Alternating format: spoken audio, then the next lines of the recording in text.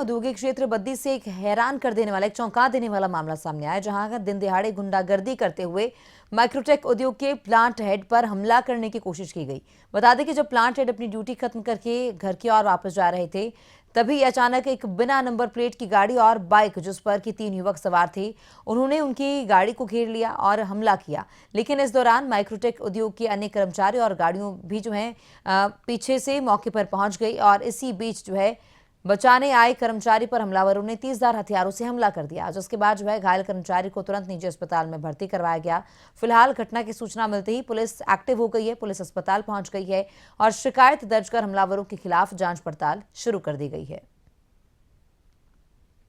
गांव का करके विकास आत्मनिर्भर राज्य की दिशा में सरकार कर रही सार्थक प्रयास। प्रदेश सरकार की प्राकृतिक खेती को प्रोत्साहन प्रदान करने के प्रयास ला रहे रंग। सरकार से मिले प्रोत्साहन से उत्साहित होकर किसान अपना रहे प्राकृतिक खेती। हिमाचल सरकार अब प्राकृतिक खेती से पैदा हुए गेहूं को 40 रुपए और मक्की को 30 रुपए प्रति किलोग्राम के न्यूनतम समर्थन मूल्य पर खरीद रही है। प्रदेश में अब तक 398 मीट्रिक टन से अधिक मक्की की खरीद सुनिश्चित कर 1506 किसानों को किया गया लाभान्वित। किसान की आय कैसे बढ़े, मैंने बजट में घोषणा की कि हम प्राकृतिक रूप से उगाई खेती, गोबर आधारित खेती, जिसमें मक्की और गेहूं होगा, मक्की को हम 30 रुपए किलो खरीदेंगे और गेहूं को 40 रुपए किलो खरीदेंगे, जिसका कि सफल प्रयोग हमने 30 किलो रुपए के हिसाब से 4000 क्विंटल मक्की खरीदी है और उस मक्की के आटे का भी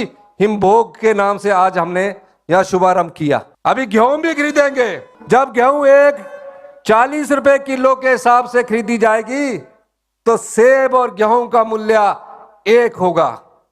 गांव के किसान के हाथ में हमारे पैसा आएगा। सूचना एवं जनसंपर्क विभाग हिमाचल प्रदेश सरकार द्वारा जनहित में जारी। 5 मिनट के सफर में एक व्हाइट कलर की अल्टो थी जिसमें कोई नंबर नहीं था और उसके शीशे सारे काले किए हुए थे। उन्होंने आगे रोका और पीछे एक मोटरसाइकिल था जिसपे कि 3 लड़के थे। बिल्कुल उन्होंने अपना मुंह ढका हुआ था, एक ने हेलमेट डाला हुआ था। उन्होंने सबसे पहले गाड़ी रोकी मेरी, फिर उसके बाद शीशा तोड़ा गाड़ी का और फिर निकलने के लिए बोला। तो छुट्टी का टाइम था, पीछे जाम लग गया था और पीछे हमारे कोई साथी आ गए थे, तो वो आए बचाने के लिए, तो उनको मारा। उनके हाथ में कुछ था, उनके माथे पे मारा है और उस पर कट लगा है काफी। तो उसके बाद उनको गगन हॉस्पिटल में लेके आए हैं हम। अभी उनका हम कंपनी से बाहर निकले, प्लांट हेड साहब मिस्टर भूषण गोयल जी थोड़ी 1 मिनट आगे थे हमारे से, पंच करके वो भी साथ ही निकले। उनकी गाड़ी आगे थी और हमारी पीछे थी। कंपनी से 200-300 मीटर दूर जाने के बाद एक गाड़ी आगे और 1-2 पीछे, पता नहीं कितनी गाड़ी थी। आगे एक ऑल्टो थी बिना नंबर प्लेट के और 2 आदमी उसमें से निकले। उन्होंने मुंह अपने ढके हुए थे और हेलमेट पहने हुए थे और उन्होंने हमारे प्लांट हेड साहब के गाड़ी को पहले रोका और फिर उनका शीशा तोड़ा और उनको जबरदस्ती बाहर निकालने लगे। वो फिर मैंने देखा तो मैं पीछे ही था उनके, तो मैं गाड़ी से बाहर निकला। मैंने उनको रोकने की कोशिश की कि ये क्या गुंडागर्दी कर रहे हो तुम और तुम कौन हो।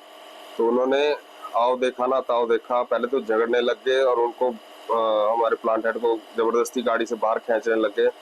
तो मैंने रोकने की कोशिश की तो उनके पास तेजधार हथियार भी थे और उन्होंने मेरे ऊपर हमला कर दिया उसी समय।